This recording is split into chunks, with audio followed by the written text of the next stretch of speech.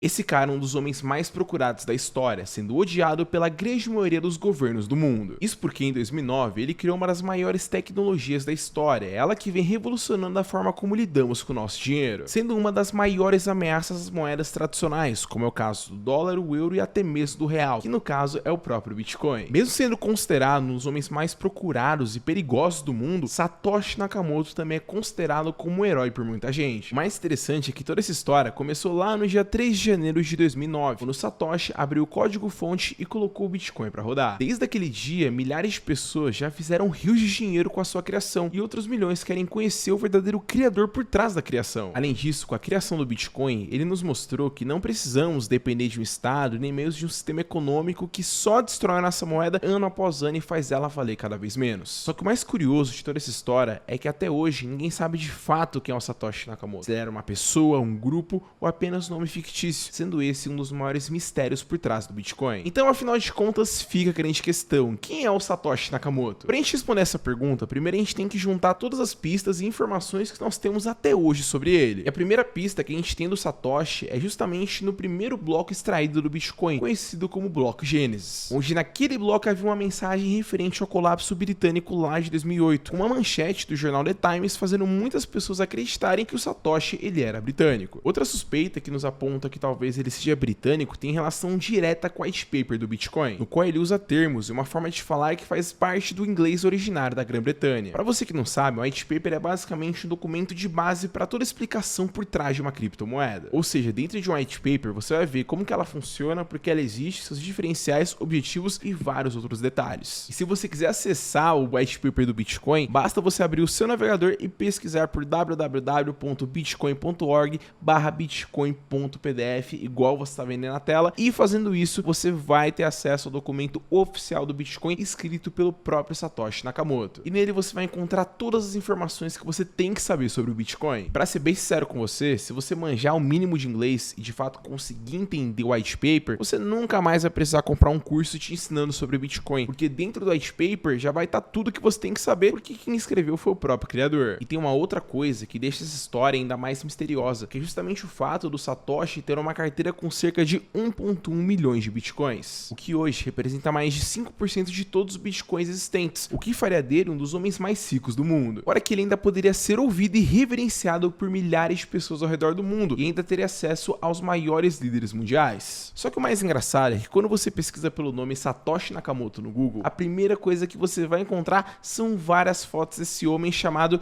Dorian Prentice Satoshi Nakamoto, aquele que eu mostrei logo no começo do vídeo. Esse homem é um físico, engenheiro e ex-funcionário de algumas empresas do segmento financeiro, como o próprio Citibank. E segundo as suas palavras, ele participou de um projeto confidencial de 2007 a 2009. E detalhe, 2009 foi o ano que tivemos o lançamento do Bitcoin. Em 2014, uma revista publicou uma foto de Dorian e da sua casa, dizendo abertamente com muita convicção de que ele era o Satoshi Nakamoto, o que levou uma série de repórteres a perseguir Dorian por um bom tempo. E claro que devido a tantos holofotes, ele teve que se explicar e durante uma entrevista ele revelou que não entendia nada de programação e muito menos de criptografia, o que por si só não seria nenhuma prova, até porque ele poderia muito bem estar mentindo, mas tem um detalhe nessa história que faz total diferença. Olhando para a foto do Dorian, qualquer pessoa consegue perceber que ele tem descendência japonesa, e durante suas entrevistas, com seu sotaque e as suas palavras, ficou muito nítido que ele não tinha nenhuma relação com o inglês britânico, que era o mesmo inglês que foi utilizado lá no white paper do Bitcoin, escrito pelo Satoshi Nakamoto. Por isso, com o passar do tempo, as pessoas foram acreditando cada vez menos que o Dorian fosse o Satoshi Nakamoto. Outro fator que fez as pessoas deixarem de lado ele é o fato de que Satoshi Nakamoto ele voltou a público na última vez em que ele apareceu e escreveu que o Dorian não tinha nenhuma relação com o Bitcoin. Com isso, uma parte da comunidade de fãs do Bitcoin doaram a Dorian um total de 102 Bitcoins, o que caso ele tivesse mantido, deixaria ele com uma bela fortuna, mas no final das contas ele acabou vendendo a maior parte. E além do Dorian, também temos um outro candidato que é bem mais convincente, chamado Hal Finney, ele que foi a pessoa que recebeu a primeira transferência de Bitcoin da história em 12 de janeiro de 2009, além de trocar vários e-mails com Satoshi. E um outro fato que leva as pessoas a desconfiarem que de fato ele é o Satoshi Nakamoto é que por cerca de 10 anos ele foi vizinho, adivinha de quem? Sim, ele foi vizinho do próprio Dorian. Ou seja, ele poderia muito bem ter usado o nome do Dorian para se tornar o seu pseudônimo. Só que infelizmente o Hal foi diagnosticado com uma esclerose lateral amiotrófica lá em 2009. Foi justamente quando Satoshi diminuiu diminuiu suas aparições nas comunidades. E em 2014, por consequências da sua doença, o Hall acabou falecendo e foi congelado criogenicamente. Outro suspeito da lista se chama Adam Back, ele que tem doutorado em sistema de computadores, sendo CEO e fundador da Blockstream e da Hashcash, que possui um sistema bem semelhante com a mineração do Bitcoin. Inclusive, no próprio white paper do Bitcoin, o Satoshi ele faz uma referência direta ao trabalho de Adam Back com a Hashcash, comprovando que ele se inspirou em Adam para desenvolver o Bitcoin. Além disso, existem dois critérios que trazem ainda mais a aproximação entre Adam e Satoshi e faz essa teoria ficar cada vez real. O primeiro é o fato do Adam ter nascido em Londres e ter um modo de falar muito britânico. E o segundo é um fato ainda mais curioso, que no caso é o duplo espaço ao escrever. Isso porque quando você pega para ler o white paper do Bitcoin, a gente percebe que o Satoshi ele sempre tinha um costume de dar dois espaços após um ponto final, assim como o próprio Adam faz. Logo, ao invés de usar o ponto e dar um único espaço para começar uma nova frase, igual todo mundo faz, e assim como eu e você também fazemos, tanto o Adam quanto o Satoshi davam dois espaços após um ponto final. Isso sem falar que, assim como o Satoshi, o Adam é um excelente programador na linguagem C++,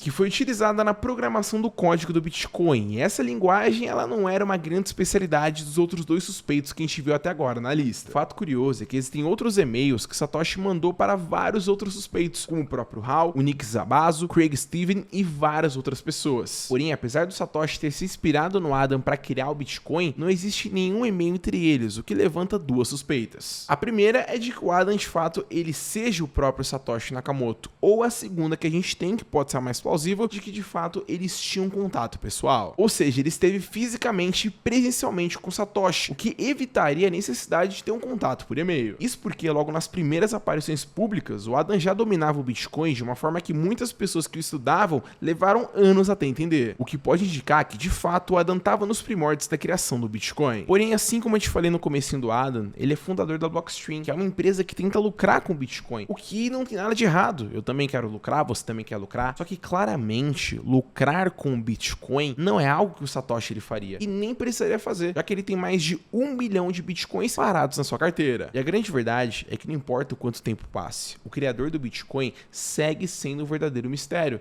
E provavelmente vai ser assim para sempre. Nós não sabemos quem é o Satoshi Nakamoto, e para ser bem sincero para você, eu acredito que a gente nunca vai saber. Ele pode ser um desses homens que a gente viu na lista. Ele pode ser uma mulher ou até mesmo um grupo com esses caras, que é uma das teorias mais aceitas. O Bitcoin foi feito por Satoshi Nakamoto, que é um pseudônimo de um grupo de pessoas que fizeram o Bitcoin por si só. Por isso muitas pessoas acreditam que por conta do ano da sua criação e do nível de complexidade que foi do protocolo, o Bitcoin não poderia ter sido criado e codificado por apenas uma única pessoa. Por isso existe a teoria de que o Satoshi ele seja um grupo de algum desses homens que vimos até agora, ou até mesmo de outros que a gente ainda nem conhece. Isso explicaria algumas coincidências que são muito claras para serem apenas coincidências, como o fato do Hall ser vizinho de uma pessoa chamada Satoshi Nakamoto, o Adam Back ter traço de escrita do Satoshi e assim por diante. E um dos pontos que nos ajudam a entender porque a gente não sabe quem é o Satoshi é o verdadeiro motivo dele ter escolhido o anonimato. Só para você ter uma noção, o anonimato do Satoshi não é algo recente. Ele não era, por exemplo, uma figura pública que resolveu ir para uma ilha paradisíaca e trocar de nome, trocar de rosto e sumir do mapa. Não